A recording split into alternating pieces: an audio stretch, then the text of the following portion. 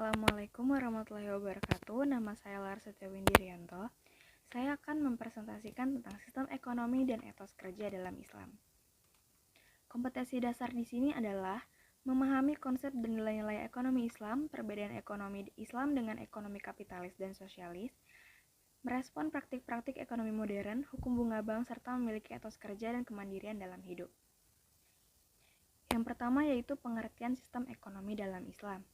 Dalam buku Teori dan Praktik Ekonomi Islam, M. A. Manan menyatakan bahwa ekonomi Islam adalah ilmu pengetahuan sosial yang mempelajari masalah ekonomi rakyat yang diilhami oleh nilai-nilai Islam.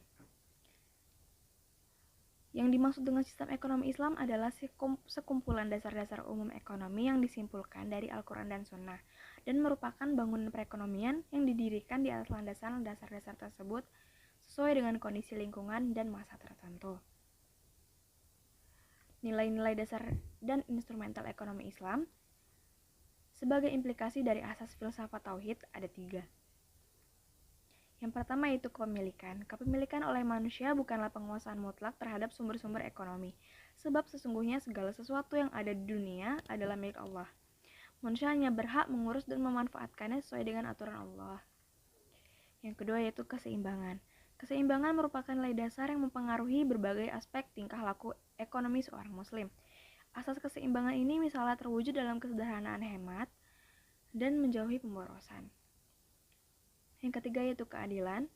Keadilan harus diterapkan di semua bidang ekonomi dalam proses produksi, konsumsi, maupun distribusi.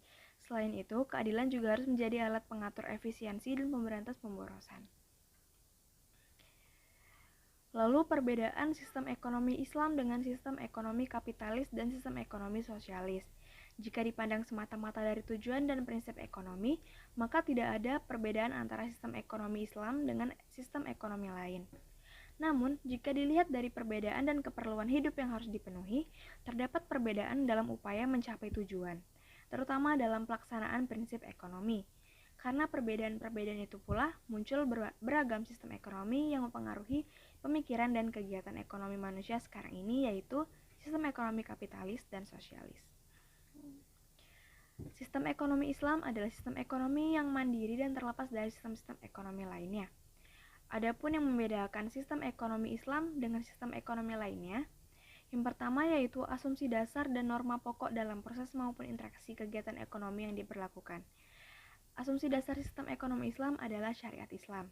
Syariat Islam diberlakukan secara menyeluruh terhadap individu, keluarga, kelompok masyarakat, pengusaha dan pemerintah di dalam upaya mereka memenuhi kebutuhan hidupnya, baik untuk kehidupan jasmani maupun rohani.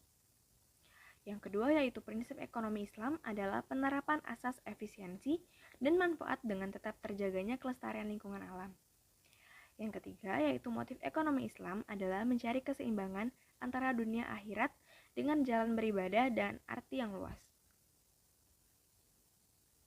Selanjutnya respon Islam atas transaksi ekonomi modern. Yang pertama yaitu e-commerce atau perdagangan elektronik.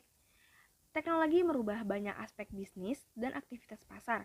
Dalam bisnis perdagangan misalnya, kemajuan teknologi telah melahirkan metode transaksi yang dikenal dengan istilah e-commerce atau electronic commerce.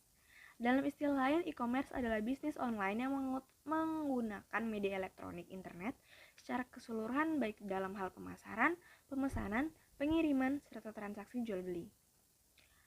Dalam permasalahan e-commerce, fikih memandang bahwa transaksi bisnis di dunia maya diperbolehkan karena maslahat, yaitu dapat mengambil manfaat dan menolak bahaya dalam rangka memelihara tujuan syara.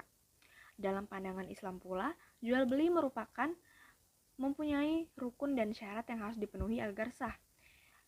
Rukun jual beli ada 3. Yang pertama yaitu orang yang bertransaksi, yaitu penjual dan pembeli dengan syarat berakal dan dapat membedakan baik dan buruk. Yang kedua sigot atau ijab dan kabul. Yang ketiga barang sebagai objek transaksi dengan syarat barangnya dapat dimanfaatkan milik orang yang melakukan akad maupun menyerahkannya, dan barang yang diakadkan ada pada diri orang tersebut. Lalu bunga bank. Bank merupakan perusahaan yang memperdagangkan utang piutang baik berupa utang sendiri maupun dana masyarakat dan mengedarkan uang tersebut untuk kepentingan umum. Dilihat dari sistem pengelolaannya, bank dikelompokkan menjadi dua jenis, yaitu bank konvensional dan bank syariah. Yang pertama, bank konvensional adalah bank yang menggunakan sistem bunga yang bertransaksi dengan nasabah. Bank jenis ini ada dua macam, yaitu bank umum dan bank pengkreditan. Dalam era globalisasi sekarang ini, umat Islam boleh dikatakan hampir tidak dapat menghindarkan diri dari bertransaksi dengan bank konvensional, termasuk dalam hal kegiatan ibadah, misalnya ibadah haji dan umroh. Di sisi lain, dalam bidang aktivitas perekonomian nasional dan internasional, serta era perdagangan bebas dewasa ini menggunakan jasa bank konvensional tidak dapat dikesampingkan. Selanjutnya ada bank syariah. Secara sederhana, bank syariah adalah bank yang dirancang sesuai dengan ajaran atau syariat Islam.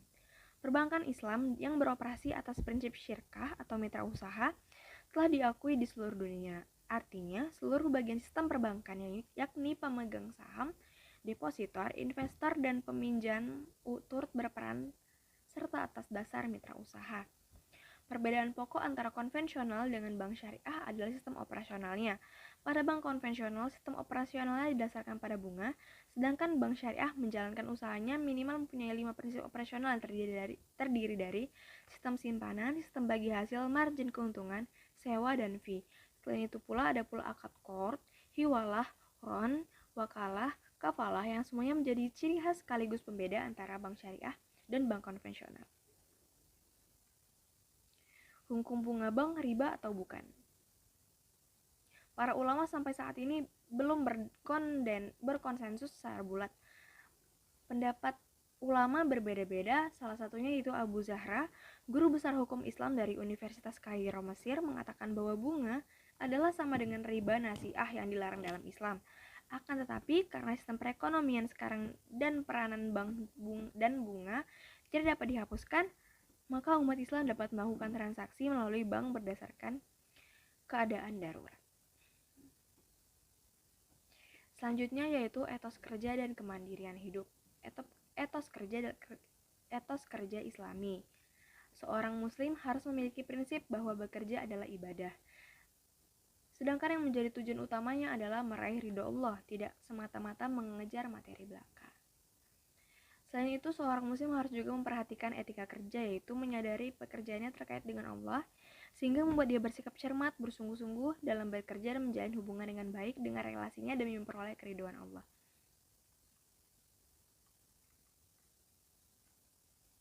Dengan bekerja, seseorang bisa hidup mandiri dan tidak menjadi beban orang lain. Dengan bekerja pula, seseorang dapat memiliki harga diri dan percaya diri, bahkan menjadi manusia terhormat karena bisa meringankan beban orang lain, sebagaimana sabda Rasulullah SAW bahwa sebaik-baiknya manusia adalah manusia yang paling banyak manfaatnya. Agar dapat bekerja, memperoleh kesuksesan dan keridhaan, terdapat sejumlah panduan yang perlu dipatuhi. Yang pertama yaitu mulailah dengan mencari pekerjaan yang halal tentunya. Yang kedua, jadilah pekerja yang jujur. Yang ketiga, carilah mitra kerja yang baik dan ajak mereka bekerja secara baik pula.